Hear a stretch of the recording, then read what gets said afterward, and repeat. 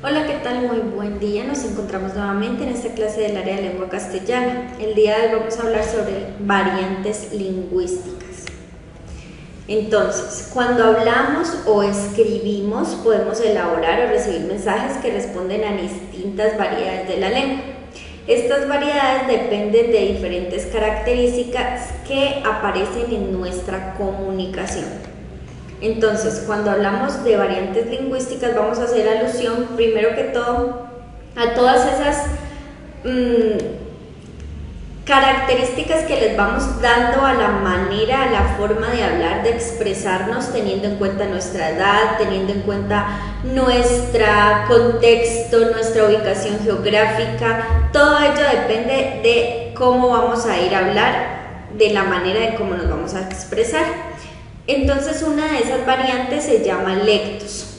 Lectos son las variaciones del lenguaje que dependen del modo en que cada hablante utiliza la lengua.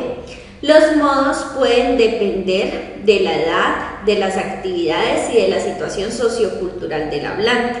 Entonces, es importante que sepamos que los lectos, así se les llama a las variaciones del lenguaje, dependiendo del modo que cada hablante va a utilizar su lenguaje.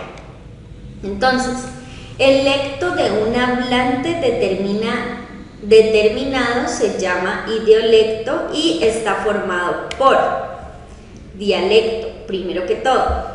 El dialecto se considera la variación del lenguaje relacionado con el lugar de origen, con la residencia del hablante, por medio de la entonación, del vocabulario y de la pronunciación.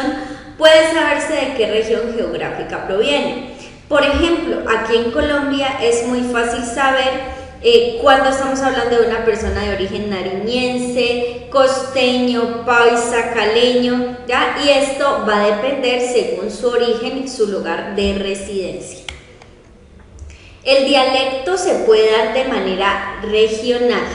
Primero que todo, el dialecto regional se puede dar de manera rural o de manera urbana. Cuando estamos hablando de dialecto regional rural es cuando se utilizan expresiones propias del campo. La gente del campo utiliza unas expresiones diferentes a la gente de la ciudad.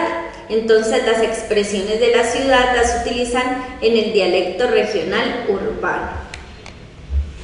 Cuando hablamos de sociolecto, debemos comprender que estamos haciendo alusión a otras categorías. El sociolecto se puede dar cuando una persona no es escolarizada, y cuando no es escolarizada, es decir, no tiene ningún tipo de educación escolar, no ha ido al colegio, no se envuelve en este ambiente, entonces el hablante no tiene un manejo cuidadoso de la lengua.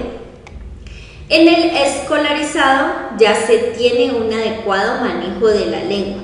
Ya miramos cuáles son las palabras correctas para expresarnos con las demás personas.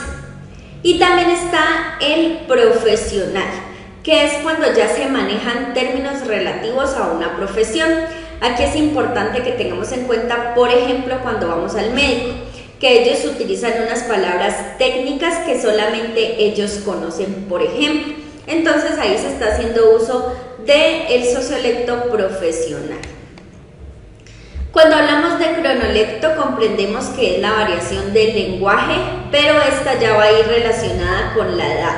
Entonces podemos tener cronolectos de tipo infantil, adolescente y adulto. Entonces, un niño no va a hablar exactamente igual a un adolescente ni a un adulto.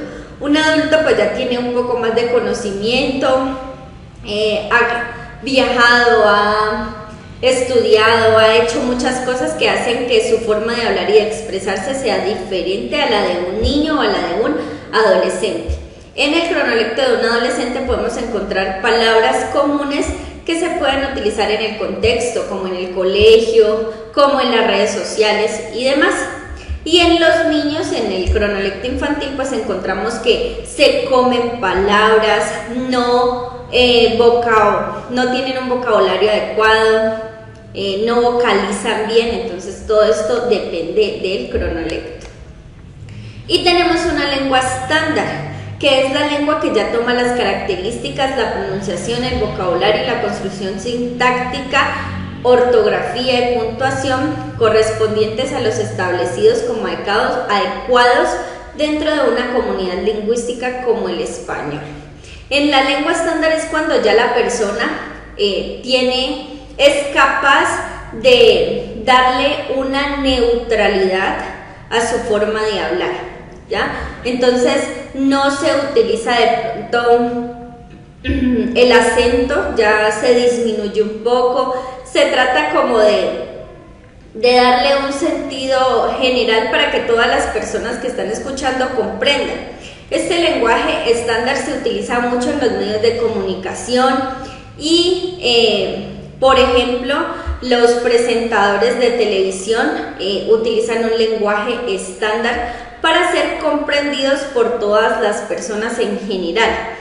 Porque si no lo hacen, por ejemplo, si hablamos con una persona de la costa, ellos utilizan de pronto un vocabulario diferente al nuestro. Y si hacen uso de ese vocabulario en un noticiero, puede ser posible que las demás personas no comprendan el mensaje que se quiere.